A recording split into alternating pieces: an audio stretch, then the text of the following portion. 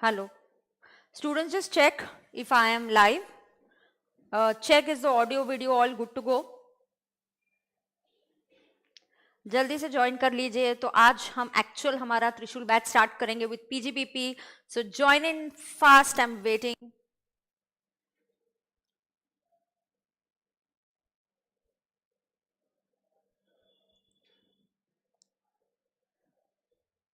सो good morning dear students. आज होने वाला है त्रिशूल का first lecture where I am going to start with PGBP.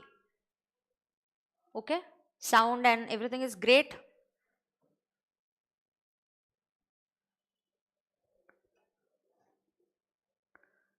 चलो, लवली।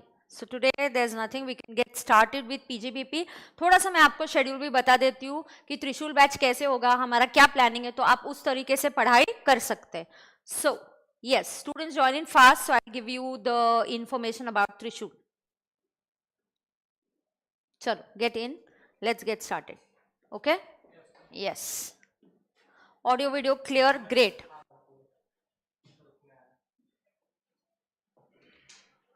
डोंट वरी, स्क्रीन का साइज मैं इंक्रीज कर दूंगी when I am writing something और I am showing you something, मैं उसको जूम कर दूंगी, उसके बारे में आप चिंता मत करो।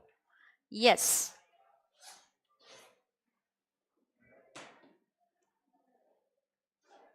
great Kunal, congratulations for clearing group 1.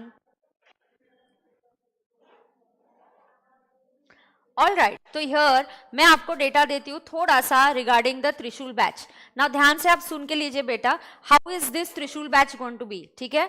तो first my plan is in the Trishul batch I will start with income tax. इनकम टैक्स में मैं स्टार्ट करूंगी, ओके, इनकम टैक्स में मैं पहले स्टार्ट करूंगी PGBP. I will start with PGBP, right. PGBP start करने के बाद I will be doing salary revision and I will start paper solving. तो मैम पेपर सॉल्विंग ऐसे ही कैसे आप कर दोगे स्टार्ट पीजीबीपी और सैलरी के बाद? बेटा कुछ कुछ कॉन्सेप्ट्स क्योंकि आपने एक बार पढ़ा हुआ है, I like this way of teaching in the second time. You know, you've seen my teaching in when I teach you income tax for the first time. I believe that जब आप income tax second time पढ़ोगे, बहुत जरूरी है problems के through concepts को recall करना, and that's the best way to learn taxation. Believe me, this is what I have done as a student. ये टेक्निक ने मुझे एआईआर अचीव करने में हेल्प किया है। So what I am trying to tell you is absolutely from an experienced of teaching for so many years plus the experience of various students when we discuss, it's the best way. तो best way होगा हम paper solving करेंगे। So first I focus on PGBP revision, quick revision, salary quick revision and then we start with paper solving. तो जो papers मैं solve करूंगी I will share the soft copy. क्योंकि soft copy में years वगैरह change करके या मैं उसको एडजस्ट करके आपके हिसाब से दे दूंगी। आई विल मेक डू मे 22 मेरा कंपाइलर जो होता है वो मैं सॉल्व करूंगी। कंपाइलर की सॉफ्ट कॉपी मैं आपको शेयर कर दूंगी। What is issue?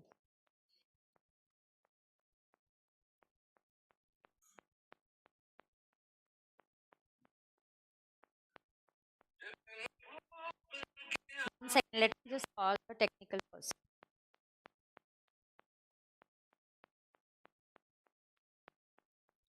So मैं क्या करूंगी, सॉफ्ट कॉपी भी शेयर कर दूंगी,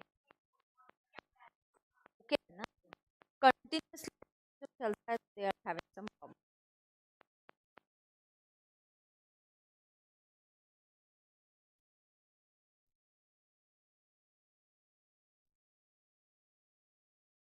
कमेंट में क्या रहे ना,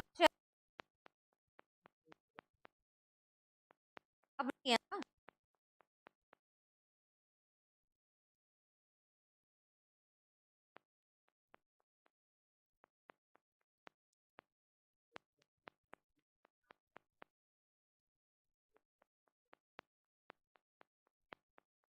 तो कौन नहीं आता ना।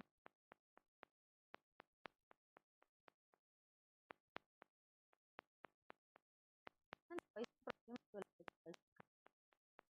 वो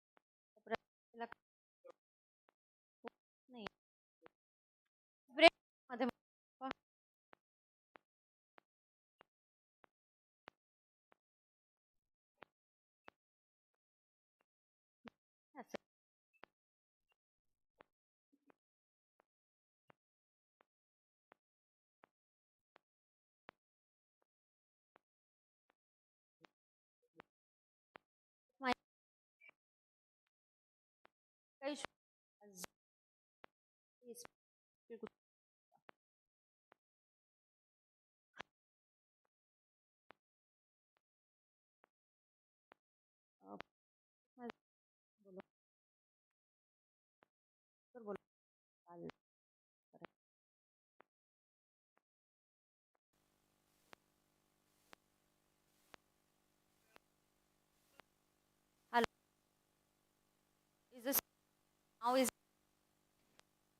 क्या?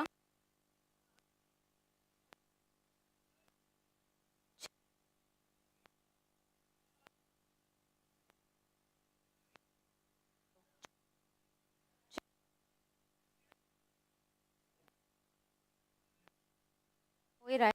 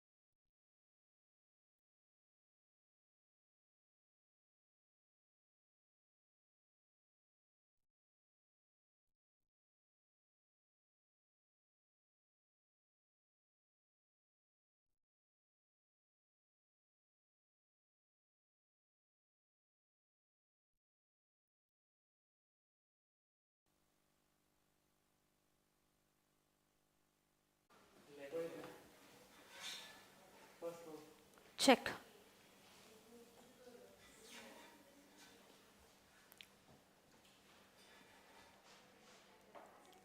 You can sit, but I'm going to take a lecture now. अब देखो आवाज ओके आता ओके हाँ I am just starting the lecture now ठीक है बघा हेमंत आता इथेच थांबा 5 मिनिटं yes it's all good now finally let's get started great come on so now let us understand this is Trishul I'm going to start with income tax in income tax I'll be doing PGBP के बाद मैं करूंगी salary के बाद मैं करूंगी paper solving now why paper solving let us understand paper solving इसलिए क्योंकि मेरा ऐसा मानना है कि अगर आप प्रॉब्लम के थ्रू थ्योरी समझते हो तो that's the best way that has help me achieve an AIR and it's the experience that I have spoken to so many students we know that problem solving के through जब आप concept करते हो कोई provision तो आपको और अच्छे से याद रहती है तो बिना और भी कुछ टाइम स्पेंड किए let us start get going and immediately let's start with PGBP. So here I'm going to do a quick revision of PGBP. So first when I do a quick revision of PGBP, आपके सामने होने चाहिए आपके class के notes जो भी आपने note से पढ़ा होगा keep the notes in front of you और हम वहां से स्टार्ट करेंगे. So keep revising with me, keep repeating with me. ऐसा नहीं बोलना है कि हमें कुछ याद नहीं आ रहा है कोई बात नहीं है हम यहाँ पे कॉन्सेप्चुअल क्लैरिटी और क्विक रिविजन के लिए ही है. जब भी चैप्टर बड़ा होता है मेरा एक मानना होता है we break it up in parts and study. तो पहला पार्ट है basic concepts then there is allowable expenses फिर डिसअलाउेबल एक्सपेंसेस फिर आता है tax audit presumptive basis and miscellaneous provision. So dear students let's have a interactive class and a class full of energy and let us do it. So पहला है basic. मैं आपको एक चीज बताती हूँ पीजीबीपी जनरली स्टूडेंट्स को difficult क्यों लगता है क्योंकि यहाँ पे एक फिक्स लिस्ट नहीं है कौन से खर्चे अलाउ होंगे कौन से अलाउ नहीं होंगे आपको हर बार आपकी लॉजिक से जाना है. तो पहले तो आप एक लॉजिक समझो there is a matching principle. Boss PGBP का दरवाजा कब खुलता है आप पीजीबीपी में कौन सा इनकम लेते हो बिजनेस वाला तो अगर आप बिजनेस वाला इनकम लोगे तो कौन सा खर्चा अलाउ होना चाहिए बिजनेस रिलेटेड बिजनेस वाला खर्चा और बिजनेस वाला इनकम. सो आपको ये देखना है कि मेरा जो खर्चा है ये बिजनेस से रिलेटेड है या बिजनेस से रिलेटेड नहीं है. मैं आपको सारे सॉफ्ट कॉपी शेयर करूंगी, अभी बिल्कुल ये नहीं, sit straight, spine cord straight, अभी फोकस करना है सिर्फ रिवीजन पे, and I want a super duper interactive session. Now here let us understand कि रिवीजन करते वक्त जो यहाँ पे होता है, पीजीबीपी के सेक्शंस है, they start from section 28 to section 44. Generally जो पहला सेक्शन होता है it is the charging section. तो कोई भी जो पहला सेक्शन होता है it is the charging section. Now what is this section, let us understand. First section that you are understanding is section 28 which is the charging section. माने PGBP का दरवाजा कब खुलेगा? पीजीबीपी का दरवाजा तभी खुलेगा जब आप बिजनेस कर रहे हो या आप प्रोफेशन कर रहे हो. When you're doing some business or you're doing some profession. आपको ये भी मानना है कि जैसे आपको कभी ना कुछ कॉम्पनसेशन आ गया तो वो भी पीजीबीपी में आएगा. बिजनेस रिलेटेड, कोई आप बिजनेस मैनेज कर रहे हो, एजेंसी बिजनेस, साउंड से इश्यूज होता है, एजेंसी बिजनेस आप कर रहे हो, प्रोफेशन बिजनेस आप कर रहे हो, कोई भी बिजनेस या प्रोफेशन कैरी आउट कर रहे हो तो it will come under PGBP. आपको एक याद रखना, export incentives, export incentives also come under PGBP. Next most important thing you have to understand, partners.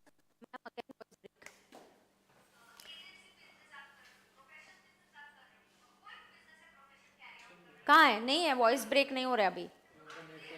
हाँ हाँ, now it's not breaking. Now let's understand.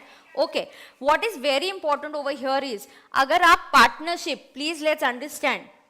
हाँ, अब कहाँ पे वॉइस लैग कहाँ पे हो रहा है अभी? Okay, now let us understand. Voice lag होती है? ओके, हाँ ओके. नाही नाही, तू आधीच बघतोय, आत्ताच चेक कर.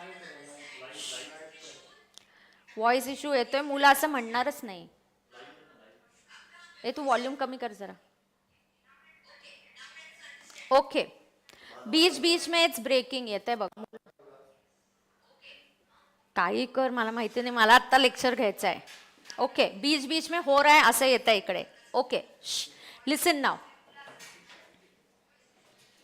यहां पे अब ये समझो. ओके, यहां पे अभी आपको क्या समझना है, सबसे important, please note it down somewhere. Partners, please understand, partner salary, please note down, partner salary will be taxable under PGBP. ठीक है, तो कहीं पे भी आप नोट करो, पार्टनर को जो सैलरी आती है, बच्चे क्या करते हैं, पार्टनर की सैलरी में लेते हैं. Partner salary, partners interest will be taxable under PGBP. Non compete fees is taxable under PGBP. कुछ नहीं तो सीधा नोटबुक ले लो और लिखते जाओ. जब आप लिखते हो ना तो फोकस होता है, फिर डिस्ट्रैक्शन नहीं होता है. जब आप लिखते हो तो फोकस होता है, डिस्ट्रैक्शन नहीं होता है. तो नॉन कंपीट फीस, क्या बात कर रहे हैं अपन, non compete fees. Non compete fees will come under PGBP. ठीक है, यही नॉन कंपीट फीस मैंने जीएसटी में भी पढ़ाया. Don't study subjects like airtight compartments. Okay, and please understand कि यही कॉन्सेप्ट इनकम टैक्स में, यही जीएसटी में भी है. Non compete fees schedule 2 of GST के हिसाब से supply of service, it is supply of service, and इस नॉन कंपीट फीस पे जीएसटी लगता है, अप्लाई होता है. ठीक है, यस. तो आपने क्या लिस्ट बनाई है, please understand what is the list. List में क्या आएगा, following income is taxable under PGBP. Come on, let's make a list. Following income is taxable under PGBP. पहला, बिजनेस प्रोफेशन तो पता है यार, जो पता है वो नहीं करना है, जो आप भूलने के चांसेस है वो करना है. ठीक है, yes. No name, okay, good, you scored 55, that's nice, good. Paper was tough, but getting 55, 70, you know, the paper was tough, but students getting 70, 76, 69 is absolutely a great score. Okay, मतलब इतने tricky paper में भी अगर बच्चे कर पा रहे हैं 55, 60, 50s के तो रेंज में बहुत सारे बच्चे, it is incredible, because जिस टाइप का इस बार का पेपर था वो सुपर डुपर tricky था. ठीक है, कोई बात नहीं. चलो अब देखो, हाँ, तो आप क्या लिस्ट बना रहे हो, फॉलोइंग इनकम्स आता चाललंय. Following incomes are taxable under, following incomes are taxable under PGBP. क्या क्या इनकम बनेंगे, लिखो. Partner salary, interest on partners capital, interest on partners capital. तीसरा, partner salary, interest on partners capital, export incentives, non compete fees, and मैं recall करा दूं, non compete fees I have taught you in GST also. This is one advantage that you get when you learn tax and GST from the same teacher, because then I know what is where. So non compete fees in GST schedule 2 में it is treated as supply of service. It is treated as supply of service, correct? In GST non compete fees is treated as supply of service. और क्या है यहाँ पे? Do you know Keyman insurance? Keyman insurance can also be taxed under PGBP. Keyman insurance का मैंने audio message आपको दिया हुआ है.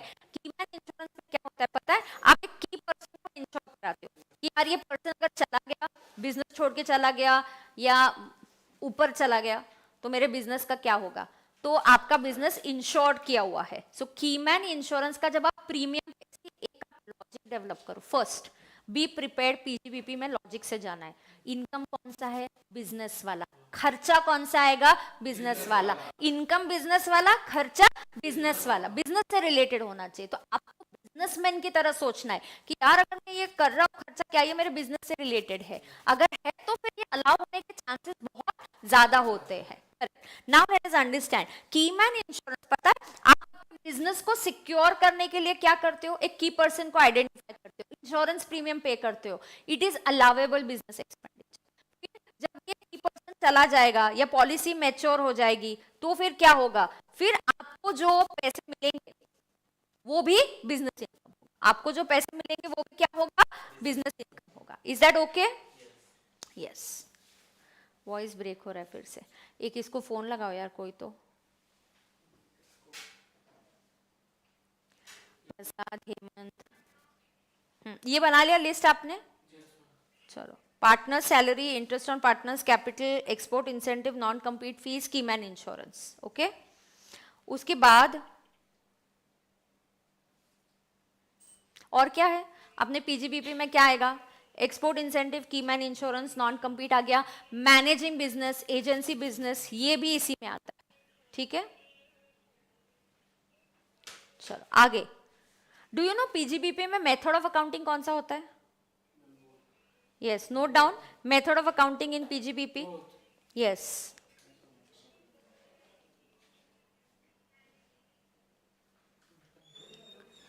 आवाज परत ब्रेक येतोय, मुलांचे मेसेजेस येत आहेत.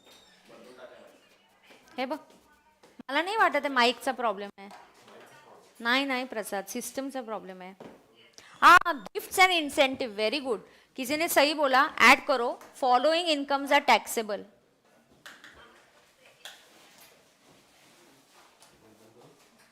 थांब, मी लिहिते एकच सेकंड.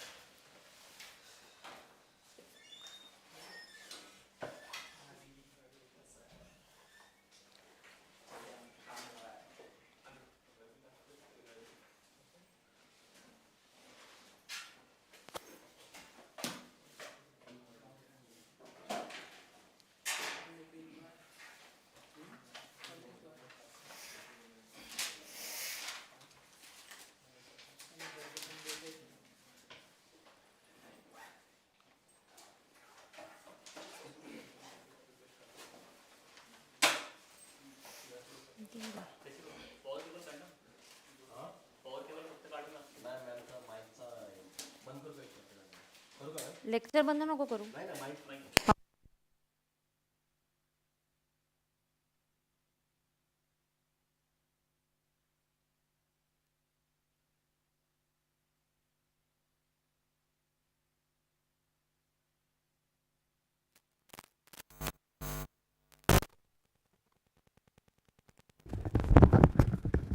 Hello hello.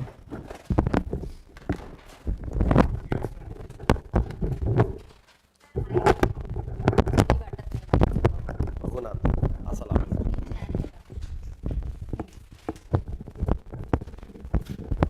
ऐसा ना? कुठे आहे?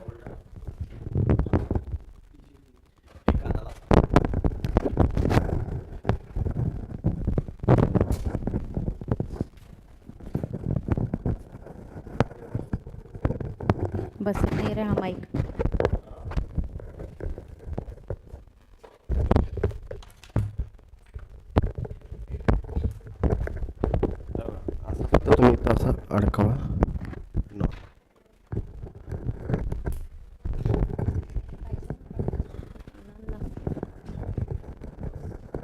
फिट होता है? Hello check okay. Gifts and incentive received. And gifts and incentive receive from whom? Clients. आपको पता है any gifts receive from clients is taxable under PGBP. So any gifts receive from clients is taxable as PGBP. Very important is that stock वाला याद आ रहा है क्या किसी को? स्टॉक इन ट्रेड किसी को कोई याद आ रहा है? नहीं सब्स नहीं. बिल्डर का स्टॉक इन ट्रेड. किसका स्टॉक इन ट्रेड? बिल्डर का. So we are talking about builder का. हाँ अब देखो कोई ड्यूटी ड्रॉबैक बोल रहा है तो बेटा duty drawback will come in export incentive. कोई ड्यूटी ड्रॉबैक बोल रहा है तो वो कहाँ आएगा? एक्सपोर्ट इंसेंटिव में आएगा. So if you are talking about duty drawback, it is in export incentive. So I'm not talking about that. I'm talking about gifts received from clients. हो गया वो export incentive में आ गया. Now let's take an example. Builder. He has 10 flats or offices. Let's say 10 flats as offices. ठीक है? हाँ. अब 10 offices में से I sold 6. Come on. When I sell 6, what happens? Give me an answer. When I sell 6, what happens? It's PGBP. Because anything to do with stock in trade will give rise to business income. जब आप stock in trade बेचोगे तो उससे क्या rise होगा? Business income. Correct. हाँ यहाँ पे of course non compete fees भी ऐड कर दो. मैंने पहले लिखा था non compete fees भी ऐड कर दो. Now गिफ्ट्स एंड इंसेंटिव्स और परक्विजिट्स फ्रॉम क्लाइंट्स. बिजनेस में जैसे if I am doing audit of a travel agency. Travel agency ने मुझे 2 दिन का ट्रैवल का वाउचर फ्री में दे दिया. What will this be? This will be treated as your business income. This will be treated as your business income. समझ में आ रहा है क्या सबको? अब देखो ये इस पे फोकस करते हैं. 10 offices are there, 6 sold PGBP. ठीक है. 2 are stock in trade. या let's say 3 are in stock. अभी भी स्टॉक में पड़े हुए. कितना बचा? 1. अब एक आता है कस्टमर और बोलता है यार ये एक ऑफिस है मुझे पसंद आ गया. तो बोलते नहीं नहीं नहीं ये बेचने के लिए नहीं है. We are going to use it as our office. We are going to use it as our office. So I am going to use it as my office. Now let's understand. अब जो पढ़ाई होती है ना overall पूरी पढ़ाई होती है. ये नॉन कंप्लीट फीस मैंने आपको जीएसटी के एंगल से भी बता दिया. नॉन कंप्लीट फीस जीएसटी में शेड्यूल 2 में इसको सप्लाई ऑफ सर्विस माना जाता है. Note it down. Don't study air tight compartment wise. ठीक है. अब सुनना. चलो चलो एवरीबडी विल फोकस. अब जाके कहीं टेम्पो अभी सही से हो पाया है. Let us focus now. Over here right now I don't want to share any material. when I want to I will share it with you. ये important है. अब इस टाइप पे ना MCQ क्वेश्चन 1-2 बार आ चुका है. ICAI ने MCQ क्वेश्चन पूछ लिया है 1-2 बार इसके ऊपर. केस स्टडी में है. Now one office I want to use it as office. Do you know what you have done? Stock in trade is converted into capital asset. Conversion of stock it converted into capital asset. So conversion of stock in trade into capital asset will be treated as business income. So stock in trade की क्या value है? Normally अगर customer आता तो तुम ये office क्या price पे बेचते? 50 lakhs. नॉर्मली अगर कोई कस्टमर आता तो तुम ये क्या प्राइस पे बेचते? 50 lakhs. सो बेटा ये 50 lakhs की इसकी जो FMV होगी ना, मान लो it is 50 lakhs. That 50 lakhs का FMV will be treated as PGBP. लेकिन यू कैंट फॉरगेट दिस 3. हाँ हाउस प्रॉपर्टी में सिखाया ये मैंने आपको कि ये जो 3 ऑफिसेज है, 3 ऑफिसेज ऐसे ही पड़े खाली पड़े अप टू 2 years, इसका GAV नील ट्रीट किया जाएगा. ये कहाँ सिखा है? हाउस प्रॉपर्टी के चैप्टर में. इसको बोलते combined MCQ. Ma'am case study कुछ अलग से नहीं करना है. कॉन्सेप्ट पढ़ो वो उधर क्लिक होना चाहिए, है कि नहीं? ये बोलते केस सिनेरियो. तो यहाँ पे 2 years तक इसकी GAV नील होगी. After that it will be treated as DLO. इसको DLO माना जाएगा. समझ में आ रहा है? When I teach you tax for the first time, my teaching is going to be different. When I teach you tax for the second time, एक बार पढ़ाने के बाद मेरा अप्रोच अलग होगा. ये अप्रोच आपको एग्जाम में हेल्प करेगा क्योंकि मैं PGBP सैलरी के बाद ताबड़तोड़ आपसे पेपर सॉल्विंग करवाने वाली हूँ और पेपर सॉल्विंग के थ्रू कॉन्सेप्ट सीखेंगे. That's the best way to learn.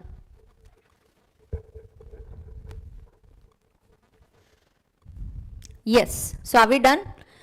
Just check. Keep your books in front of you. Any important point we miss out, immediately you keep telling me, so I'll keep noting it down.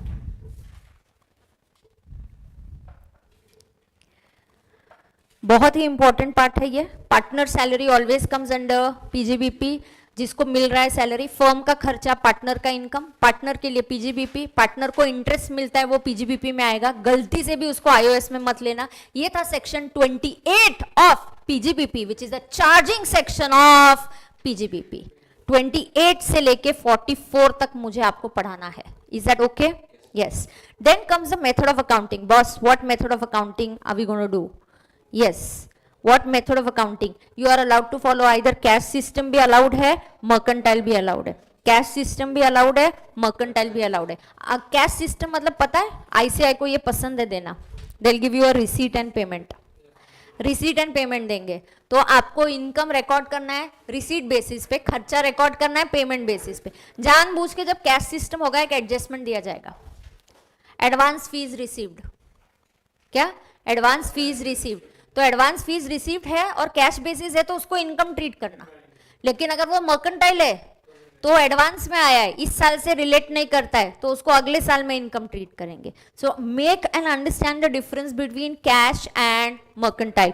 PGBP and IOS are the only two heads of income which follow assessee's method of accounting. PGBP and IOS are the only two heads of income which follow assessee's method of accounting. You want to switch on the fan, you can. The switch is outside. यहाँ का अगर लगाओगे तो speed कम करना, मेरे वो mic पे disturbance होता है. So if you feel hot you can just put on the switch on the fan. The switches are outside. ठीक है. सो कैश और मर्केंटाइल आ गया. ये रिसीट बेसिस है, रिसीट और पेमेंट दिया जाएगा आपको. यहाँ पीएनएल नहीं देते, और जब मर्केंटाइल होगा तो वो आपको पीएनएल दे सकते हैं.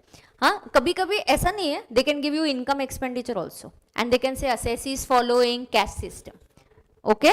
तो इट्स नॉट जस्ट फिक्स्ड कि ऐसा ही होगा, but over the years you have seen receipt and payment हर 2 या 3 अटेम्प्ट के बाद वो पूछते ही है. ठीक है. यस. तो ये हो गया मेथड ऑफ अकाउंटिंग. दूसरा लॉसेज वगैरह जो होता है वो सेट ऑफ के चैप्टर में आपको समझ में आ जाएगा. बिजनेस 2 प्रकार के होते हैं. एक होता है स्पेकुलेशन और दूसरा होता है नॉन स्पेकुलेशन. क्या उससे कोई फर्क पड़ता है? नहीं, यहां नहीं पड़ता. कहां फर्क पड़ेगा? सेट ऑफ और कैरी फॉरवर्ड में. स्पेकुलेशन बिजनेस का loss can be carried forward only for 4 years and it can be set of only against speculation business profit. क्या मैम ऐसे आप पढ़ाओगे क्या? ऐसे ही पढ़ाऊंगी, क्योंकि एग्जाम में जो क्वेश्चन आएंगे ना, चैप्टर का नाम लिख के नहीं आएगा, ये लो पीजीबीपी पे क्वेश्चन, हाँ फिर टॉपिक देंगे सेट ऑफ, लो अभी सेट ऑफ पे सॉल्व करो, ऐसा नहीं आएगा. सो जब आप बिजनेस के बारे में सोच रहे हो, उसके सब कुछ के बारे में आपको सोचना है और समझना है. हमें एग्जाम में इंटर रिलेटेड क्वेश्चंस आते हैं, तो ये revision sessions extremely important if you want yourself to be able to solve exam questions. So speculation and non-speculation में does it make any difference? No difference in PGBP. No difference किधर रे? PGBP. PGBP में फर्क नहीं पड़ेगा boss. फर्क कहाँ पड़ेगा? सेट ऑफ में. फर्क सेट ऑफ में पड़ेगा, जहां पे speculation loss can be set off only against speculation business profit and it can be carried forward only for a period of 4 years.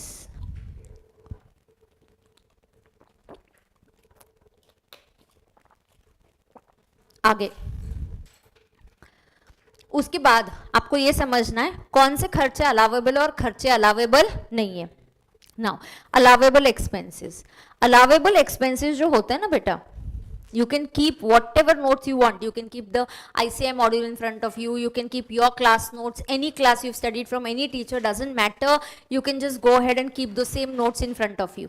Very important tip, don't change your notes in your study leave. Stick to whatever you have studied. Never change. Whichever faculty is given you the notes, study from that. Don't change the notes last minute. Okay? Now listen. Allowable expenses. Allowable expenses में क्या होता है? See, 30 to 36 में section 30 to 36 is expressly allowable expenses. क्या रे बेटा? Expressly allowable expenses. मतलब खास हमने सेक्शन बनाया है ये पर्टिकुलर एक्सपेंडिचर को अलाउ करने के लिए. इसमें जो पहला एक्सपेंडिचर अलाउ होता है, ओके, इज सेक्शन 30. सेक्शन 30 क्या बोलता है? Forget the section number, remember the provision. Section 30 says what? Now I'll just open it and I'll refer my notes and I'll just show it to you. आज पूरा ये allowable expenses, disallowable expenses will be able to cover it up, no problem at all. ठीक है. हाँ, अब देखो यहाँ पे जो सेक्शन 30 क्या बोलता है? I'll just open my रामबाण 92. ओके. हाँ, before I come to expressly allowable expenses, मैं आपका एक बेसिक फंडा क्लियर करना चाहती हूँ लाइफ का. ठीक है. एक चीज समझना, you have to understand some basic concepts. ये मेरे क्लास में ऑलरेडी मैंने बेसिक कॉन्सेप्ट्स कवर कर दिए. एक चीज समझ लो, बिजनेस से रिलेटेड खर्चा होगा तो अलाउ होगा. Business expenses are allowable. Ma'am आप क्या ये अलावेबल कर रहे हो? पहले अलावेबल डिसअलावेबल समझो तो प्रॉब्लम सॉल्विंग के टाइम समझता है. पहले समझ लो कौन सा खर्चा अलावेबल और अलावेबल नहीं है. देखो, बिजनेस एक्सपेंसेस आर अलावेबल, लेकिन पर्सनल एक्सपेंसेस ना, आप 4 दोस्तों के साथ खाना खाने गए, आपने बिल पे किया, खर्चा है. बट इनकम टैक्स बोलते हैं हम नहीं कंसीडर करते. पीजीबीपी क्या है? बिजनेस वाला इनकम. तो खर्चा कौन सा आएगा? बिजनेस वाला. There is a matching principle. क्या बोलते हैं इसको? Matching principle. बिजनेस वाला इनकम, बिजनेस वाला खर्चा. So personal expenses are not allowable. Personal expenses को हम अलाउ नहीं करेंगे. So personal expenses are not allowable. Business related expenses are allowable. Revenue expenses नहीं, ये कॉन्सेप्ट आपकी यहाँ पे लिखी होगी. बेसिक कॉन्सेप्ट्स की पेज नंबर रामबाण में लिखा है हमने. ये पेज 91 में, रामबाण के पेज 91 में ये लिखवा के दिया है. I start my lecture with that concept. Yes. So revenue expenses are allowable. Capital expenses not allowable. Capital expenses not allowable generally. अरे हर रूल का कोई ना कोई एक्सेप्शन होता है. आपको आईसीआई ने बोला चलो 40 लेके आ जाओ, पास हो गए, होते क्या? आईसीआई ने और भी एक कंडीशन है कि 200 मार्क्स भी चाहिए. तो हर चीज के लिए एक से ज्यादा रूल्स होते हैं. तो एक तो अपने दिमाग से निकाल दो ये, और हर रूल का कोई ना कोई एक्सेप्शन होता ही है. Capex is not allowed.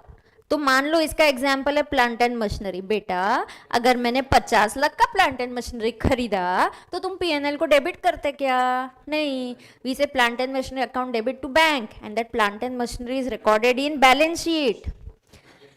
Balance sheet म्हणजे capex. Then what do you do?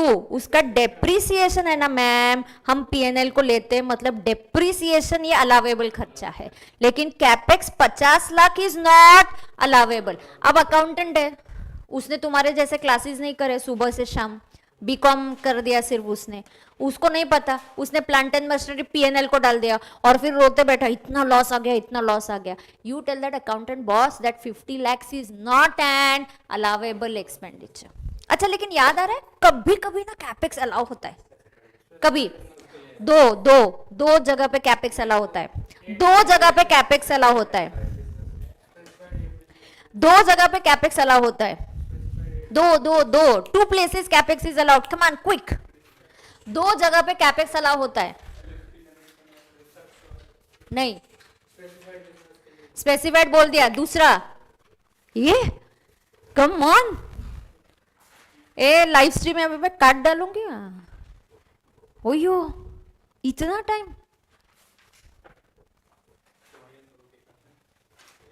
Section 35 scientific research.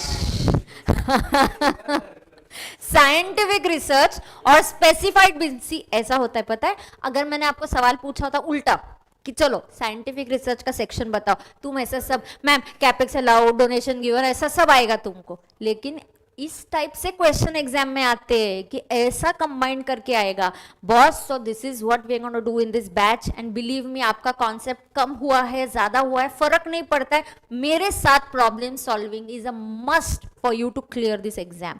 So please let's understand बेटा, capex generally not allowable ma'am, but 2 exceptions है. और इसके exceptions क्या है? यस इसका एक्सेप्शन है साइंटिफिक रिसर्च।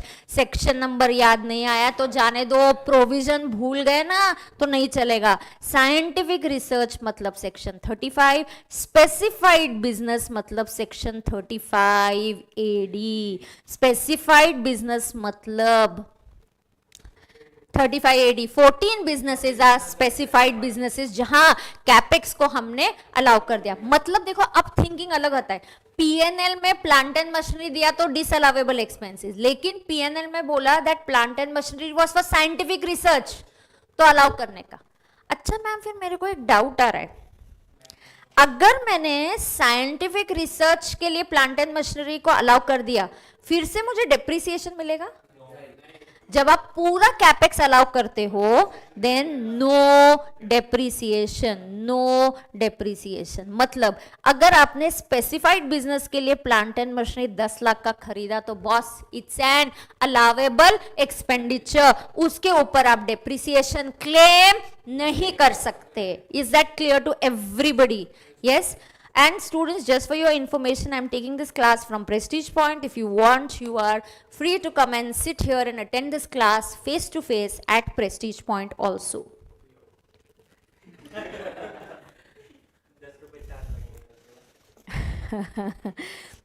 एक्सेप्शन में साइंटिफिक रिसर्च आ गया और स्पेसिफाइड बिजनेस आ गया। अब मैं बेसिक कॉन्सेप्ट पे हूँ। पर्सनल खर्चा होगा तो नॉट अलाउड। तो अगर मैंने आपको बोला I give gifts and I distributed gifts to my relatives, not allowed. But if I say I give this gifts to clients then it will be allowable. Diwali expenses, office में आप कोई पूजा करते हो, ऑफिस में आप स्वीट्स डिस्ट्रीब्यूट करते हो, staff के लिए कभी डिनर रखते हो, it's allowable. Okay, yes. So business expense is allowable, personal expense is not allowable, revenue expense is allowable, capital expenditure not allowable, actual expense is allowable, ये अलावेबल है। लेकिन future contingent expenses, boss future contingent expenses are not allowable. मतलब अगर मैंने case हारा तो मुझे penalty लगेगी। अरे जब हारोगे तब आना हमारे पास, अलाउ कर देंगे। इसका बेस्ट एग्जाम्पल बोलूं, RDD. Yes, future contingent expenses, reserve for bad and doubtful debts. आपको लगता है कि शायद मेरे 2% ना बैड डेट्स होता है। अरे जब तुम्हारा कोई कस्टमर इंसॉल्वेंट हो जाएगा और बैड डेट्स होंगे तो आना इनकम टैक्स बोलते हैं हमारे पास, तब अलाउ कर देंगे। सी बैड डेट्स अलावेबल होता है but RDD, reserve for bad and doubtful debts, is not allowed. क्योंकि आपको जस्ट डर लग रहा है कि इन द पास्ट शायद मेरा 2% बैड डेट्स होता है तो मैं रिजर्व बना के रखता हूँ, एक प्रोविजन। अरे मत बनाओ, जब एक्चुअल होगा तब अलाउ करेंगे। तो बैड डेट्स क्या होता है, एक्चुअली हो गया है, अंदाजा नहीं है, कोई एक particular person. Bad debts is allowable लेकिन RDD is not allowable. Okay, now let us understand यहां पे आगे क्या है। तो ये बेसिक कॉन्सेप्ट हो गया क्या? हाँ, अभी इस बेसिक कॉन्सेप्ट से आगे जाएंगे 30 to 36 में। अब मैं आपको एक और 2-3 चीजें बोलती हूँ। देखो, मैंने एसी का रिपेयर करवाया घर पे, not allowable, but AC classroom में है और उसका रिपेयर किया, अलावेबल। ठीक है, घर के लिए एसी खरीदा, नो डेप्रिसिएशन। मैंने क्लासरूम के लिए एसी खरीदा, capitalise and claim depreciation. But I bought a plant and machinery for scientific research, पूरा खर्चा allowable. You be very clear, then don't claim depreciation. Is that okay? Yes. Now pehla section 30, not that important, but let's just understand. Rent, rate, taxes, insurance, repairs of building. Boss, which building? Building that is used for business and profession. Okay? मेरा office है या ये classroom है, मैंने rent दिया, is it allowable? हाँ। मैंने घर का रेंट दिया, अलावेबल, वो पर्सनल है। लेकिन याद है क्या, घर के रेंट के लिए एक डिडक्शन मिलता, 80 GG गिविंग घर का रेंट। उसकी कंडीशन सेटिस्फाई हुई तो मिलेगा।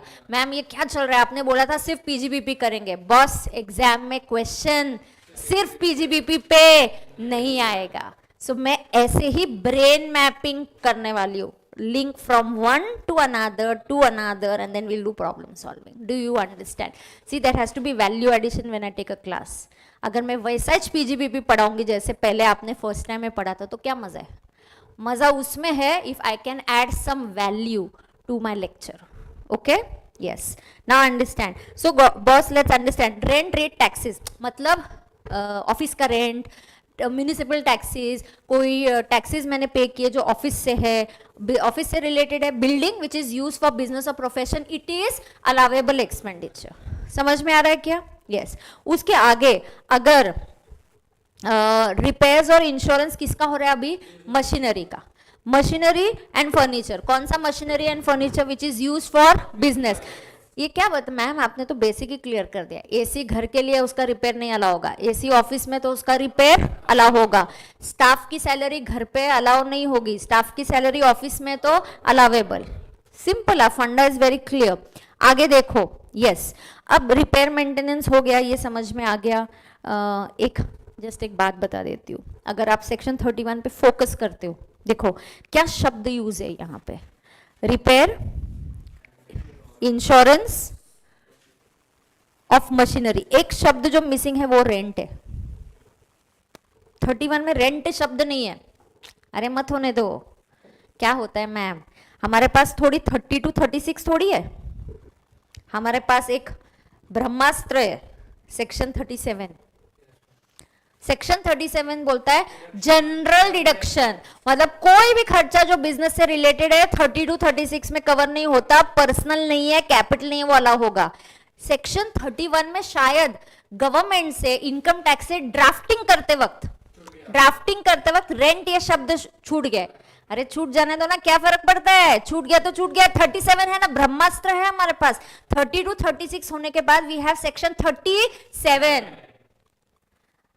Most of the expenses will be allowable under section 37. See, ये टेक्निकल चीजें होती है, ये फर्स्ट टाइम जब आप पढ़ते हो आपको ध्यान में नहीं आता है, but now you understand what is 37, what is this, so I can inter related. आगे सो इसके बाद रिपेयर मेंटेनेंस अलाउ होगा. तो कमान रिपेयर मेंटेनेंस रेंट मशीनरी का हो, फर्नीचर का हो या ऑफिस प्रीमाइसेस का हो, विल इट बी अलावेबल?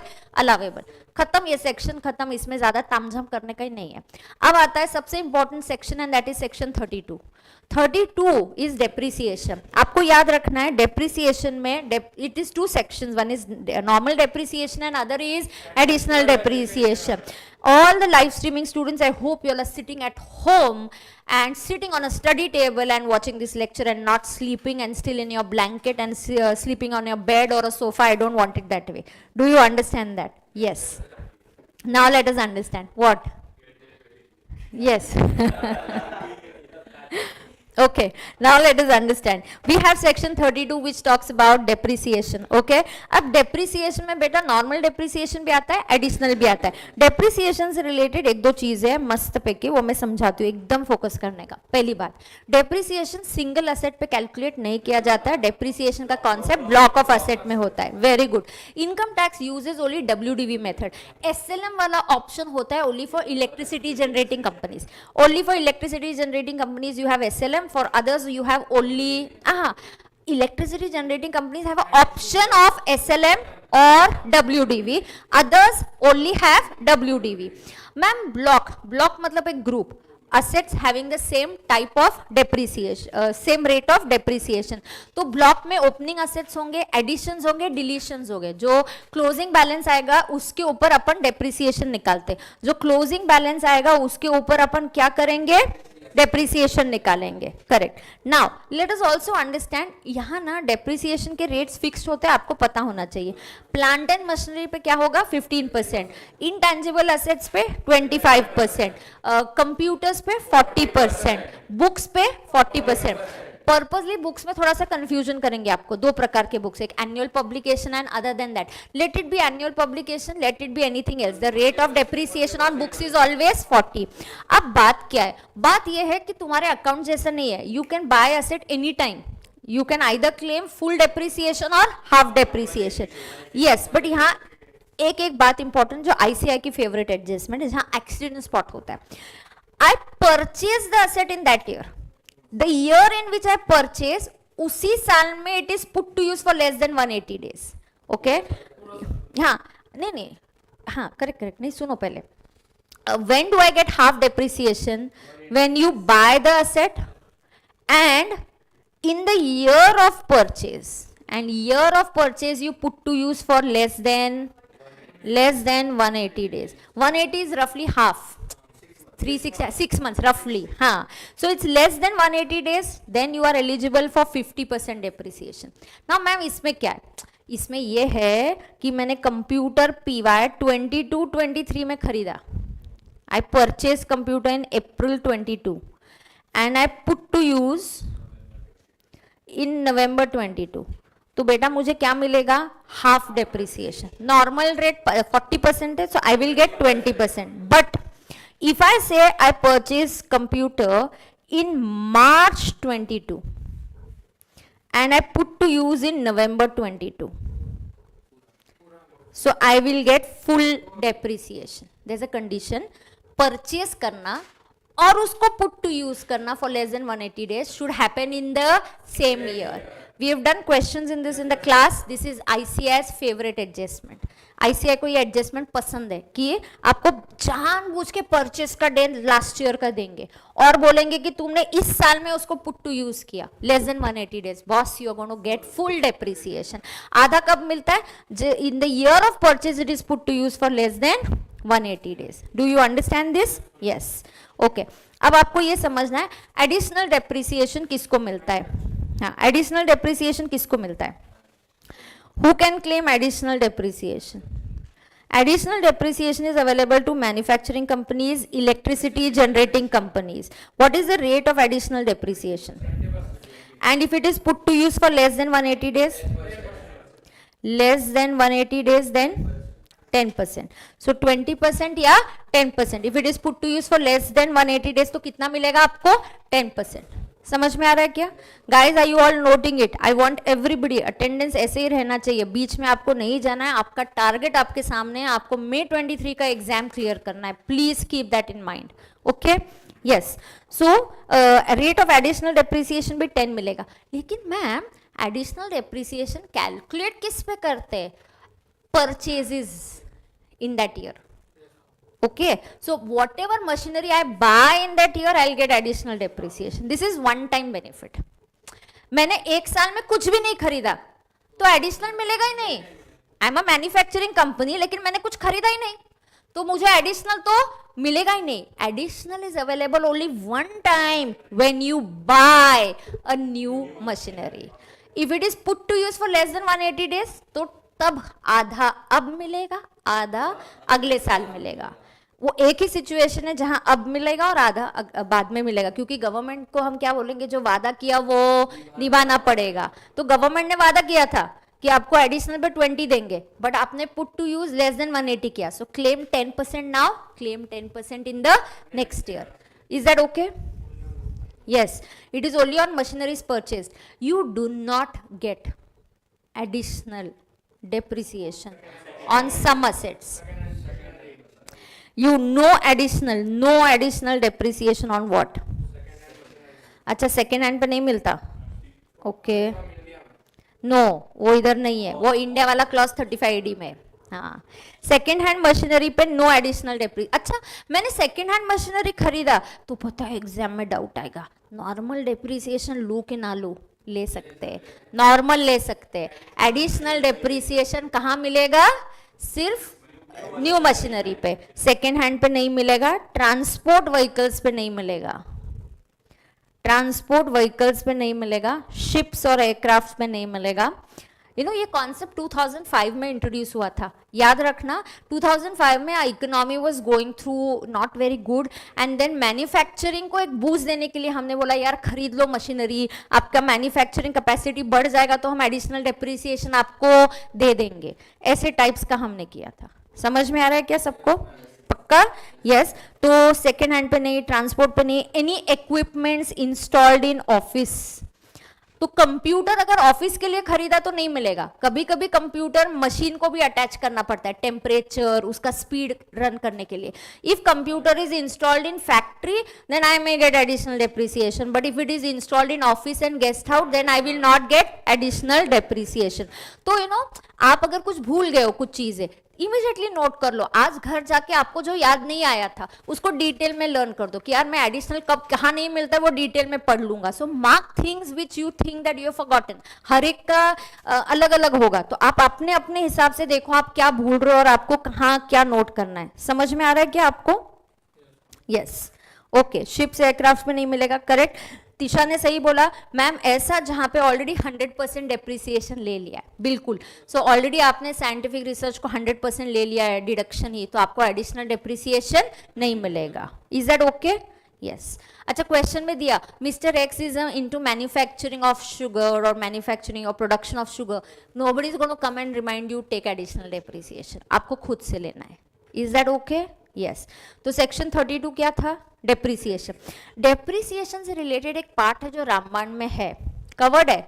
कोई भी चीज नहीं होगी जो रामबाण में नहीं होगी, लेकिन आपको प्रॉब्लम सॉल्विंग, आपके जो भी नोट्स है आपको खोल के वो देखना पड़ेगा। पता है ये जो डेप्रिसिएशन कैलकुलेट करते वक्त असेट का कॉस्ट लेते हैं ना, क्या लेते हैं बेटा? असेट का कॉस्ट। 2 मिनट, हाँ, आप पहले कुछ खोलना, ओपन मत करना, देखते हैं आपको कुछ रिकॉल हो रहा है क्या। जब आप असेट का, and see this is not कि आपको how you are feeling, oh ma'am my god मुझे याद नहीं आ रहा, आपको टेंशन दिलाने का काम नहीं है। आप ऐसे सोचना चालू करोगे ना यहाँ से वहाँ, ये सबकॉन्शियस माइंड प्रिपेयर हो रहा है, preparing you to think like this in the exam. आप ऐसा नहीं करोगे तो फिर बच्चे बोलते मैम एग्जाम में ब्लैंक हो गए। ब्लैंक का सवाल नहीं है, it is switch in and switch out. आपको एक कॉन्सेप्ट अलग से पूछा, हाँ नहीं ठीक है, वहाँ कैमरा लगा हुआ ही नहीं है but already so many things, अभी कुछ नो प्रॉब्लम नो प्रॉब्लम। अब सुनो, yes, can you tell me, क्या सवाल क्या था मेरा? हाँ, you have to tell me cost के बारे से रिलेटेड कोई प्रोविजन आपको याद आ रहा है क्या, कि डेप्रिसिएशन कैलकुलेट करते वक्त क्या कॉस्ट होगा, ऐसे कुछ याद आ रहा है क्या? एक हिंट दूं क्या? देखो, मैंने प्लांट एंड मशीनरी खरीदा, ये यहां से किसी को याद आ रहा है? गुडविल पे नहीं मिलता एडिशनल डेप्रिसिएशन, इंटेंजिबल असेट्स के लिए मिलेगा, बट गुडविल के लिए एडिशनल डेप्रिसिएशन, सॉरी, गुडविल के लिए कोई भी डेप्रिसिएशन नहीं मिलेगा। Intangible assets are eligible for depreciation, however goodwill is not eligible for depreciation. Very good, Simran को याद आया, गौतम को भी याद आया, वेरी गुड। तो सवाल ये है कि ma'am plant and machinery 2 lakh का है, मैंने कैश में पे किया 20,000 और मैंने चेक से दिया 1,80,000। I have given this example to you in my notes. ICL loves this adjustment, ये मैंने नोट्स में लिख दिया हुआ है आपको। आपको बोलूं, रामबाण के लेफ्ट पेज के नीचे, ऐसा लेफ्ट का वाला पेज होगा और नीचे कहीं वो पॉइंट लिखा हुआ है, if you can just check, it should be on the left page. Left में नीचे होगा कहीं, तो it's on the left 102। So on page number 102 this is mentioned कि बॉस अगर आप कैश में पेमेंट, आपको पता है ना कैश में पेमेंट 10,000 के ऊपर करना अलाउड नहीं है, मशीनरी के लिए है, कैपिटल एसेट के लिए भी नहीं करना है। अगर आपने किया तो उस अमाउंट पे आपको डेप्रिसिएशन हम नहीं देंगे। So the cost of plant and machinery should be taken as 1,80,000 and you can claim depreciation only on 180। आपके स्टिकी नोट पे ये एग्जाम्पल लिखा हुआ होगा। ओके, यस, तो आपने ये लिखा हुआ है। दूसरा, इसी कॉस्ट की तरह और एक चीज है, एक सेक्शन एकदम लास्ट में नोट्स में दिया हुआ है, but listen, don't forget searching for it. मैं याद दिलाती हूँ, मैं बताती हूँ आपको। अगर आपको ना गवर्नमेंट कभी कभी सब्सिडी देती है, तो आपकी मशीनरी की कॉस्ट है 20 लाख, लेकिन ना कुछ टेक्नोलॉजी से रिलेटेड आपका असेट है एंड गवर्नमेंट उसको प्रमोट करना चाहती है, तो गवर्नमेंट बोलती है आप 20 लाख की मशीनरी खरीदो और बाद में हमसे 2 लाख की सब्सिडी ले लेना। तो गवर्नमेंट ने आपको सब्सिडी दे दी, मतलब आपको पैसे दे दिए। तो पता है आपका एक्चुअल कॉस्ट क्या हुआ? मैंने पहले 20 लाख की मशीनरी खरीदी, बाद में ना गवर्नमेंट ने आके मुझे 2 लाख दे दिया, तो अब मेरा एक्चुअल कॉस्ट कितना है? 18 lakhs। तो government says treat 18 lakhs as your cost and claim depreciation on 18 lakhs। This is section 43। अगर आप देखना चाहते हो, रामबाण के पीजीबीपी के लास्ट पेज पे ये सेक्शन दिया हुआ है, section 43 which talks about cost of plant and machinery 130। So on page 130 of the notes I have given you a table. No no no not this, no no no no no, last page. हाँ, cost of plant and machinery, वहां पे मैंने आपको marking करके दिया होगा इसमें से क्या इंपॉर्टेंट है। सब्सिडी वाला पार्ट होता है, मिला क्या आपको? इसको बोलते हैं KYN, नो योर नोट्स। इसको क्या बोलते हैं? KYN. It took me 20 years for this kind of KYN, that where I am today, where I can tell you, you turn your page and check.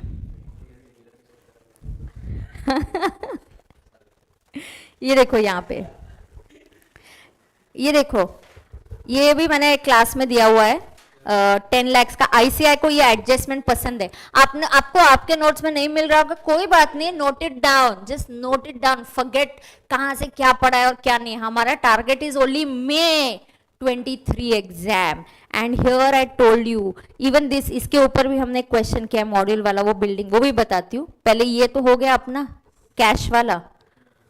अब subsidy, point number 6, if subsidy is receive for capital asset, reduce it from the cost and then claim depreciation. पता है इस subsidy के ऊपर थोड़ा सा adjustment May 22 में आ गया था। May 22 में बोला कि cost of machinery 20 lakhs, government ने 2 लाख का सब्सिडी दिया, तो डेप्रिसिएशन 20 लाख पे नहीं कैलकुलेट करना है, डेप्रिसिएशन 18 पे करना है।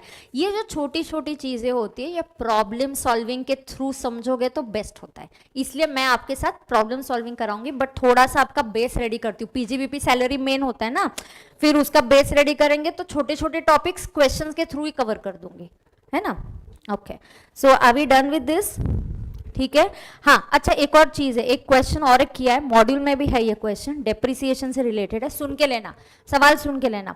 बिल्डिंग है, मैंने पहले, ऑफिस है, चलो मान लो ऑफिस है, मैंने परचेज किया, पहले इसको पर्सनल यूज किया। क्या यूज किया बेटा? Personal use. I had an office, मैंने इसको पर्सनल यूज किया। ऑफिस का क्या यूज किया? Personal use. पर्सनल यूज करने के बाद I decided to treat it as, 2 साल तक मैंने पर्सनल यूज किया। अब मुझे उसको क्लासरूम में कन्वर्ट करना है या मेरे ऑफिस में कन्वर्ट करना है, अब बिजनेस यूज करना है। देखो जब पर्सनल यूज होता है तो डेप्रिसिएशन क्लेम कर ही नहीं सकते। अब बिजनेस में लेके आना है तो मैम बुक्स में एंट्री क्या करूं? एंट्री तो पता है, office account debit to capital account. मैंने डाला ना, मेरा कैपिटल है वो, office account debit to capital account, this is accounting entry. सवाल ये है मैम क्या वैल्यू पे रिकॉर्ड करूं? सवाल ये है कि क्या वैल्यू पे रिकॉर्ड करूं? इनकम टैक्स बोलता है recorded at original price. Recorded at original price? No. हाँ, इनकम टैक्स बोलता है डिडक्ट, वेरी गुड, सचिन ने भी बोला, यहाँ इसने बोला डिडक्ट नोशनल डेप्रिसिएशन। तो अगर ये one thing, don't feel lost, we are learning this, we are learning it, do not feel lost and understand whatever situation you are in today, it is possible to cover your exam। Ma'am एक को याद आ रहा है, एक को याद नहीं आ रहा है, forget about it, तुम तुम्हारा सोचो, तुमको एग्जाम क्लियर करना है, stick to it and be here। Day 2 your confidence will increase, day 3 it will increase, day 4 it will increase, don't bother about it, okay। First 2 years रामबाण कहाँ मिलेगा मोट? अच्छा ओके लिसन अब तू एक कोई तो उठ के फैन लगा रहे, इट्स हॉट यार। कैसे तुम लोग बाहर जाके से फैन लगाने को भी ये हो रहा है तुम लोगों को? देख तो ये तू रुक, इधर फैन का स्पीड देख, मेरे को ज्यादा फास्ट नहीं चाहिए।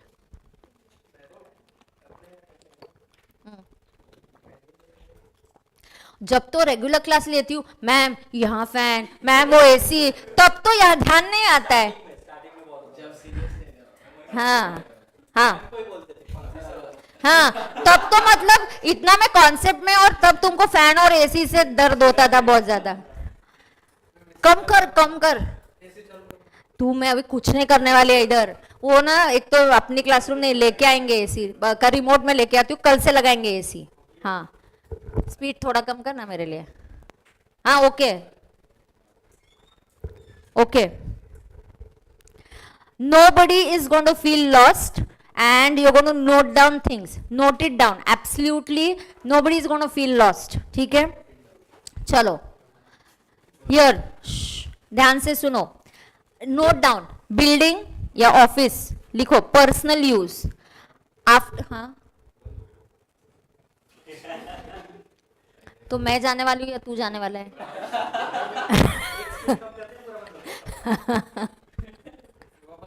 Thank you. Okay now listen, personal use है, डिविडेंड वाला पॉइंट, ठीक है आशुतोष, करा दूंगी, याद आ गया मुझे डिविडेंड वाला, डोंट वरी, वो आईओएस में कवर होता ही है बट करा दूंगी, डोंट वरी। सुनना, पर्सनल यूज के लिए यूज किया, आफ्टर 2 years आपने उसको बिजनेस यूज के लिए यूज कर दिया, 50 lakhs है। अब बुक्स में क्या करेंगे, बुक्स में it will be recorded eight, क्या वैल्यू पे रिकॉर्ड होगा, कॉस्ट माइनस नोशनल डेप्रिसिएशन। माने 2 साल का डेप्रिसिएशन माइनस करके फिर करेंगे, नहीं तो हर कोई क्या करेगा पता है क्या, बाद में खर्चा बड़ा ऐसे ही दिखा देंगे, पहले नहीं क्लेम करेंगे, नहीं, इमूवेबल प्रॉपर्टी के लिए ये रूल ही है।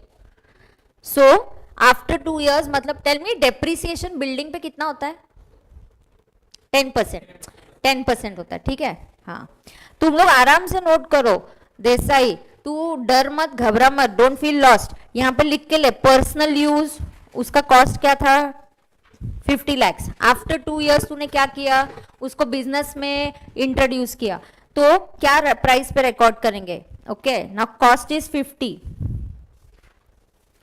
लेस डेप्रिसिएशन, 10% पे 5 lakhs, WDV होता है ना इधर, ये ईयर 1 का, फिर WDV कितनी 45 lakhs, फिर डेप्रिसिएशन 10% किस पे 4,50,000, ये ईयर 2 का, करेक्ट ना। अब WDV कितनी आज की तारीख में बोलने वाले 40,50,000, करेक्ट ना। सो 40,50,000 पे अब डेप्रिसिएशन रिकॉर्ड होगा। आगे से आप, मैम ये वाला डेप्रिसिएशन तो हमने क्लेम ही नहीं किया, करना भी नहीं है, इसलिए शब्द यूज किया है नोशनल, जो आपने यूज नहीं किया, क्लेम नहीं किया, फिर भी आपको मिलने नहीं वाला। आगे से जो डेप्रिसिएशन स्टार्ट होगा वो 40,50,000 से स्टार्ट होगा। इस कॉन्सेप्ट पे क्वेश्चन मॉड्यूल में कवर्ड है, मैंने क्लास में किया है, लेकिन मैम वहां बिल्डिंग नहीं है, उधर कार है, कार। इमूवेबल प्रॉपर्टी के लिए नोशनल डेप्रिसिएशन होता है, लेकिन अब बताती हूँ, पहले ये लिख के लो, आराम से लिख के लो। पीजीबीबी को थोड़ा टाइम लगेगा तो कोई बात नहीं है, कवर अप कर लेंगे अच्छे से, टाइम है।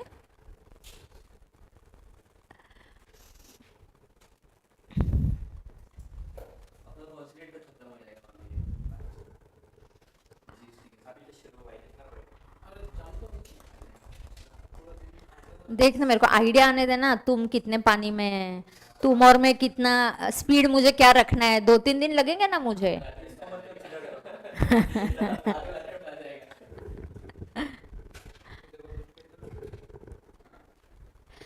रेगुलर क्लास में तो आई टुक 1 full lecture only on depreciation, full lecture on depreciation, 3 hours का lecture was only on depreciation and in fact next day additional लिया था।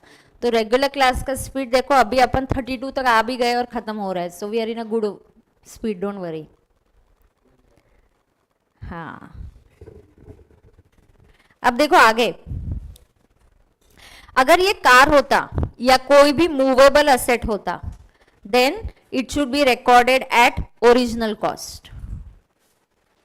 भले ही 2 साल के बाद, ऐसा क्वेश्चन है डॉक्टर सोमन अपने रामबाण में और मॉड्यूल में भी है, डॉक्टर सोमन वाला क्वेश्चन आपको मॉड्यूल से भी मिलेगा। जो लोगों के पास मेरे बुक्स नहीं, आप मॉड्यूल से भी देख सकते हो। कार और मूवेबल असेट से देखो रिकॉर्डेड एट कॉस्ट होता है। डॉक्टर सोमन ने कार खरीदी, आई bought a car for 5,25,000 or whatever, I am taking it 525. After 2 years I use it for business. पहले मैंने उसको पर्सनल यूज के लिए किया, अब 2 साल के बाद इसको रिकॉर्ड करेंगे बुक्स में at original cost, that is 5,25,000। Ma'am यहां से नोशनल डेप्रिसिएशन लेस नहीं करेंगे क्या? Answer is no. हाँ, again, so conclusion, I tell you what's conclusion. Conclusion ma'am, अगर सुनो, सब लोग ध्यान से सुनो, कंक्लूजन समाप्त करियो। इमूवेबल प्रॉपर्टी है, क्या? Immovable property. पहले मैंने खरीदा, क्या यूज किया? पर्सनल। तब डेप्रिसिएशन मिलता नहीं। 2 साल के बाद मैंने सोचा यही मेरा ऑफिस है, अभी I use it for office purpose, now I want to claim depreciation. अब पहले मुझे बुक्स में उसको रिकॉर्ड करना पड़ेगा, तो बुक्स में क्या कॉस्ट पे रिकॉर्ड करेंगे? Original cost minus notional depreciation. Correct ma'am. Building छोड़ के अगर कोई और एसेट है, कार है, machinery, any movable asset, then original cost पे ही रिकॉर्ड होता है, it will be recorded at original cost. ऐसा एक कार वाला एग्जांपल मॉड्यूल में है, so you can go open the module, read the car वाला क्वेश्चन फ्रॉम द मॉड्यूल। ऐसे नोटिंग करना जरूरी है। सी आप मैम प्रॉब्लम है, मुझे नहीं समझ रहा है, प्रॉब्लम ढूंढना है या सोल्यूशन को उसका निकालना है? जो सिचुएशन है उससे लड़ो और उसको फेस करो, सीधी सी बात है। डन है? चलो डेप्रिसिएशन का ये पार्ट हो गया। डेप्रिसिएशन पर्सनल कॉस्ट, सब्सिडी बता दिया, कैश में किया तो बता दिया। अच्छा मैंने हायर परचेस में मशीनरी खरीदी है, फिर तो मुझे डेप्रिसिएशन अलाउड है क्या? हाँ, हायर परचेस में हमने ये सीखा कि ownership is transferred on the payment of the last instalment, लेकिन फिर भी आपको डेप्रिसिएशन लेना अलाउड है। तो कहीं तो ये कॉन्सेप्ट ऐड कर देंगे कि he had purchase this on hire purchase and then he thinks he shouldn't claim depreciation. नहीं, you have to claim depreciation. Claiming of depreciation is mandatory, आपके पास चॉइस नहीं होता। कभी कभी क्या होता है, एक आध साल में बहुत खर्चा है तो तुम सीए को बोलते हैं जाने देना, डेप्रिसिएशन मत क्लेम कर, तो डब्ल्यूडीवी का हाई वैल्यू बचेगा, अगले साल ले लेते हैं, अगले साल खर्चा कम है। सीए बोलते हैं मेरे पास चॉइस नहीं है, डेप्रिसिएशन क्लेम करना ये मैंडेटरी है, ऐसा सुप्रीम कोर्ट का जजमेंट है। So claiming of depreciation is mandatory. Correct. Beneficial owner रहेगा तो भी डेप्रिसिएशन अलाउड है। Is that okay to everybody? Anybody having any problem? पक्का? नहीं? ओके, डेप्रिसिएशन हो गया, सेक्शन 32 हो गया। अब आता है सेक्शन 35।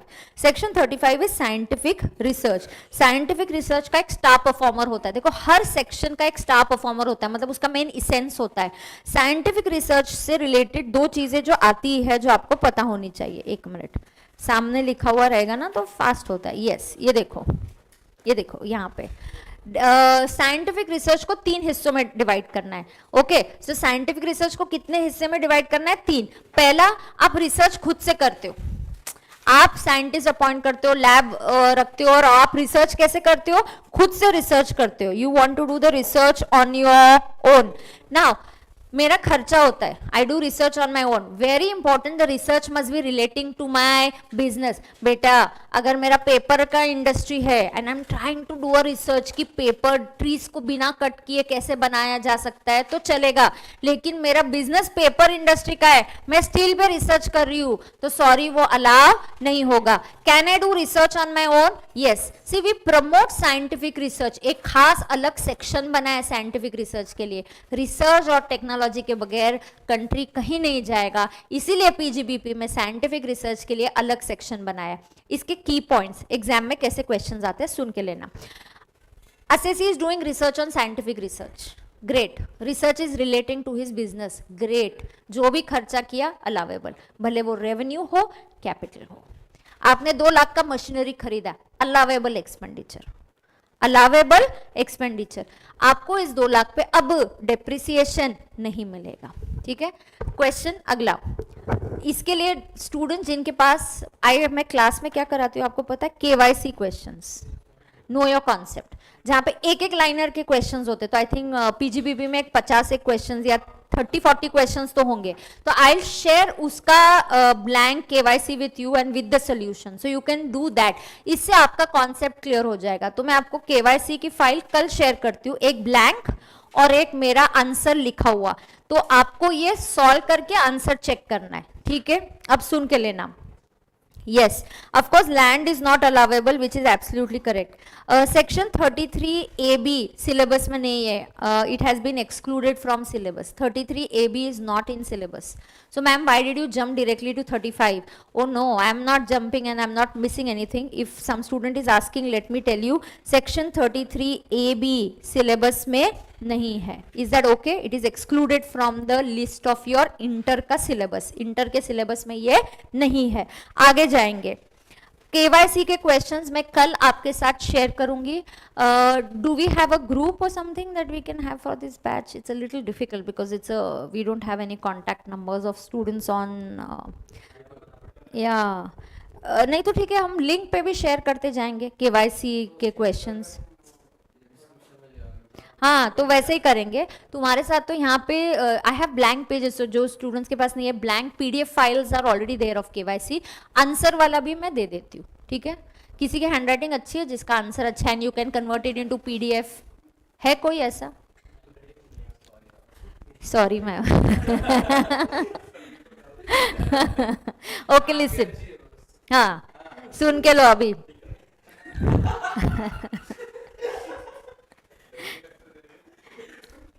अच्छा अभी लिसन, कौन कौन गेट्स, लेट्स अंडरस्टैंड. चलो मैंने रिसर्च क्या किया अभी, मैंने ना रिसर्च खुद से किया, लेकिन प्रॉब्लम है क्वेश्चन में दिया जाएगा research is not related to business, then don't allow it as an expenditure. Okay. और इसका दूसरा स्टार परफॉर्मेंस है कि ma'am plan capex is allowed. देखो कैपेक्स इज अलाउड, लेकिन cost of land is not allowed. Cost of, अगर किसी को स्क्रीनशॉट लेना होगा तो ये एक ही पेज पे मैंने पूरा 35 सेक्शन क्लियर करवा दिया है. ओके तो यहाँ देखना, अब मैं थोड़ा सा जूम करूंगी तो please understand. I take the lecture today for some more time, एक 10-15 मिनट और लेती हूँ. नहीं यहाँ 12:40 को दूसरा क्लास है, तो 12:30-35 तक मैक्सिमम लूंगी. There will be students coming in again. We started late ना. कल क्या करेंगे, कल क्या तारीख है? 19. So Ankita is going to start law, but she's going to start 10 to 11 in few days. But listen, so what I will do, still her lecture is not there na, so tomorrow instead of 11, let's start at 10:45. No, 10:30 मेरा lecture रहता है. I will tell you, I'm starting at 10:45. मैं ना class है ना at 10:45. तू आजा, तू 10-15 मिनट आ जाना. हाँ तू 10:45 को पहुंच जाना, ठीक है. अब सुनो, 10:45 को स्टार्ट करेंगे, चलेगा क्या?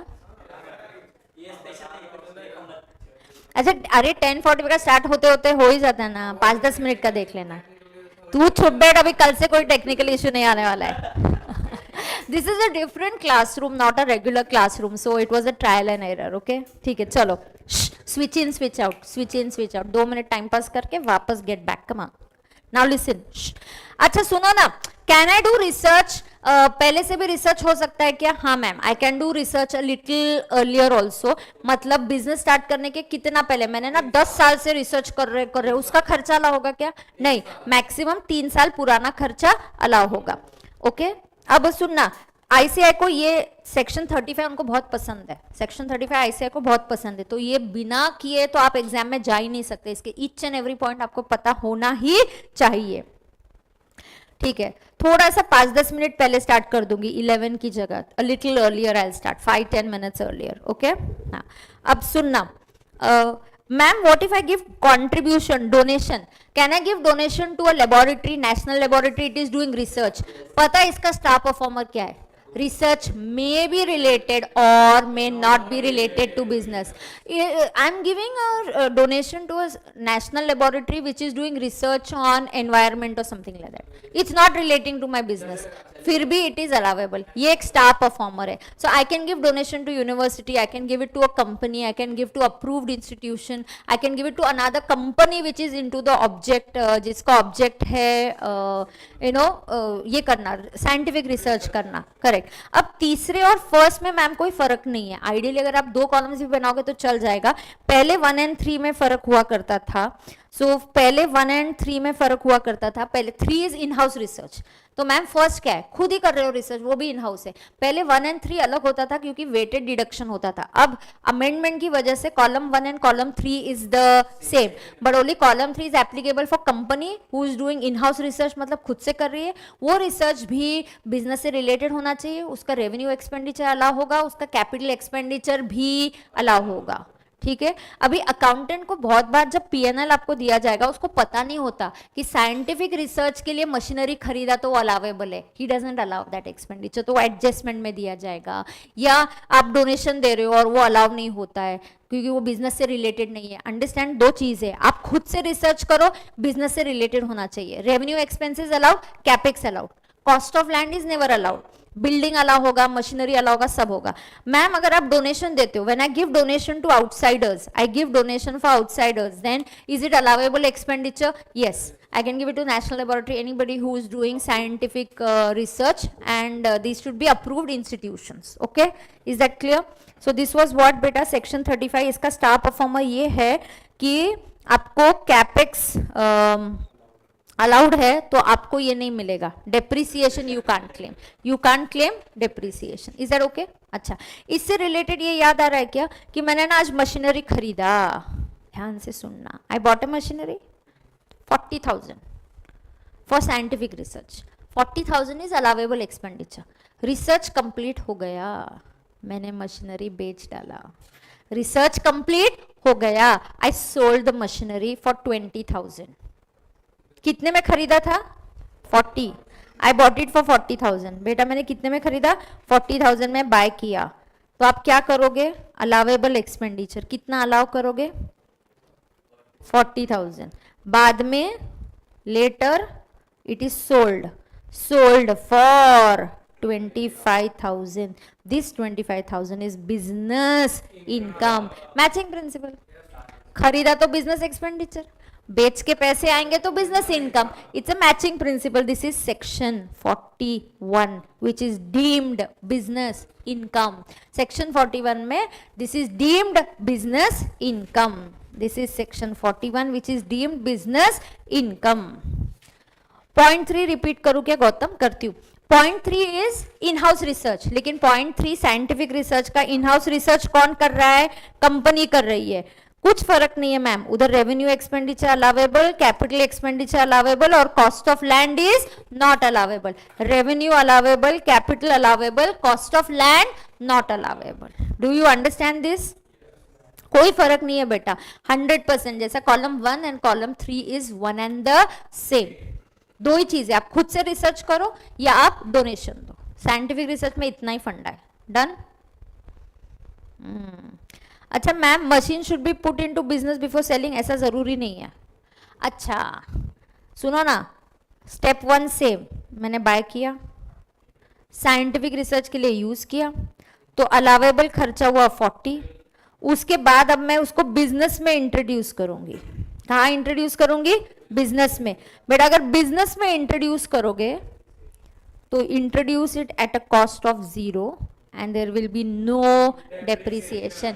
क्योंकि पहले जब आपने खर्चा, देखो इनकम टैक्स और तुम्हारा सिंपल हिसाब किताब है. इनकम टैक्स बोलते इधर आ, कितना खर्चा किया? 40 ना. तो जा देख क्या, जब खरीदा था हमने पूरा 40 अलाउ कर दिया. अब फिर से काय का डेप्रिसिएशन? तुमने फिर से खरीदा क्या? नहीं, एक ही बार खरीदा, खर्चा एक ही बार किया. Claim it under 35. फिर से खर्चा अलाउ नहीं होगा. समझ में आ गया? ओके. किसको चाहिए, किसको चाहिए? थर्ड पॉइंट में रिलेटेड टू बिजनेस जरूरी है क्या? खुशी? हाँ, 35 सेक्शन के थर्ड पॉइंट में बिजनेस रिलेटेड होना जरूरी है. अब डीम्ड इनकम ये होता है, दिस इज बिजनेस इनकम. 40 की मशीनरी खरीदी, 40,000 की. एक मिनट, अगर ग्रुप क्रिएट करना है तो मैं कल गूगल फॉर्म की लिंक डाल दूंगी और हम वो ग्रुप क्रिएट करेंगे जहां पे मैं शेड्यूल कि अभी ये चैप्टर पढ़ के आ जाओ, फिर ये पेपर सॉल्विंग करेंगे. तो will do that, but for that I will attach a Google form tomorrow so that on that you can give your contact details and then I can create a group. Is that okay? Yeah. Now ma'am, when machinery is purchase for another business then deduction, उस business में allow होगा. हाँ. Point 1 में pre commencement का मतलब क्या है? Business start होने से पहले ही रिसर्च करना. Can I do? पॉइंट 1 में प्री कमेंसमेंट का मतलब क्या है? मतलब बिजनेस स्टार्ट होने से पहले रिसर्च करना. मैंने 7 साल तक रिसर्च किया, फिर बिजनेस चालू किया. पूरे 7 साल का खर्चा अलाउ होगा क्या? नहीं. मैक्सिमम कितना? 3 इयर्स बैकवर्ड. मैक्सिमम कितना? 3 years backwards. Vishal, yes, it's a revision batch. I can't touch upon each and every point. He is asking something relating to this, but what you're saying is right. Okay, सृष्टि बोल रही है ma'am, ये 40 में machinery खरीदा, मैंने खर्चा allow कर दिया, बाद में बेचा, 25 में नहीं बेचा. यूनिक मशीनरी एकदम डिमांड में 50,000 में बेचा. No, 40,000 is business income, 10 is capital gains, and 10,000 will be capital gains. Unique में ये बहुत रेयरली होता है रे। हाँ देखो पहले समझो, 40 की मशीनरी खरीदी, तुमने लिख के लेने का रे, लिख के लेने का एक एक पॉइंट तो ध्यान में आता है। 40,000 का मशीनरी बाय किया, allowable expenditure under section 35 is 40। Later sold, अगर 25 में बेचा तो 25 बिजनेस इनकम होगा, लेकिन 25 की जगह 50 में बेचा तो 40,000 बिजनेस इनकम, जो एक्स्ट्रा पैसे मिले वो कैपिटल गेन्स। हाँ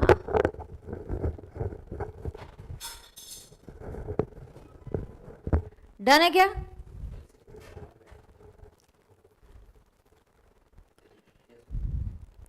ये एक, this is deemed business income, section 41 में पता है और एक कवर होता है। पहले ये लिखो, एक एक करके जाएंगे। सवाल आज ये नहीं है कि आपको कितना याद आ रहा है, सवाल ये है कि मैं आपको टच अपॉन करूंगी, आपको घर जाके रिवाइज करना है। Then you study, you are getting a push to go home and study PGBP and finish it. यहाँ कोई कंपटीशन या रेस नहीं चल रहा है मुझे कितना याद आ रहा है और कितना याद नहीं आ रहा है, हम सब तैयारी कर रहे हैं May 23 एग्जाम्स की, that's all.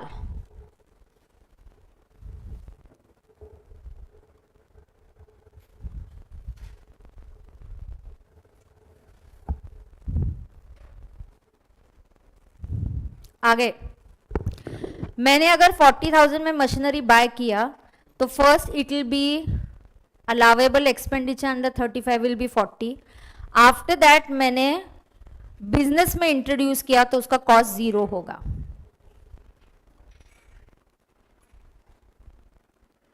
No Shubham, not allowed. Shubham no. अच्छा सेक्शन 41 जहां पे भी आप लिख रहे हो leave a page, I'm going to come back to section 41. So leave one page for section 41. I'm going to come back to section 41. क्या मैम आप बीच में यहाँ से फर्स्ट टाइम पढ़ाते वक्त नहीं किया, लेकिन आज वो बहुत ज़रूरी है क्योंकि इस टाइप का लिंकिंग एग्जाम में ज़रूरी है। I know as a teacher when I teach first time what is the sequence, I know what is the sequence when I am teaching you for the second time. Approach is different, so this batch is not for those who are studying tax for the first time. Are we done?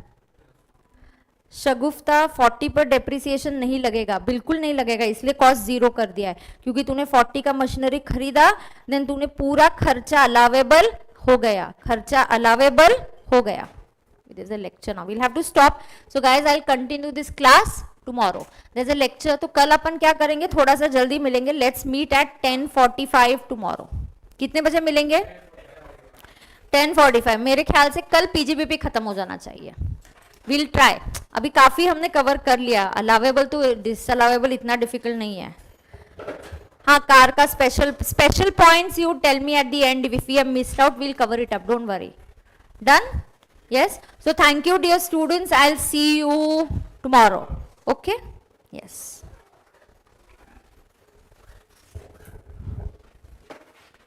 Yes, so thank you. कल सब आना 10:45, थोड़ा सा 11 से 5-10 minute पहले ही try करेंगे start करने का।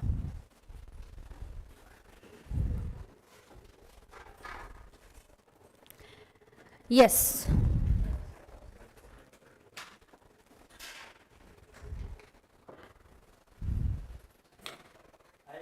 ये just start, open the door ना, in case there's anybody.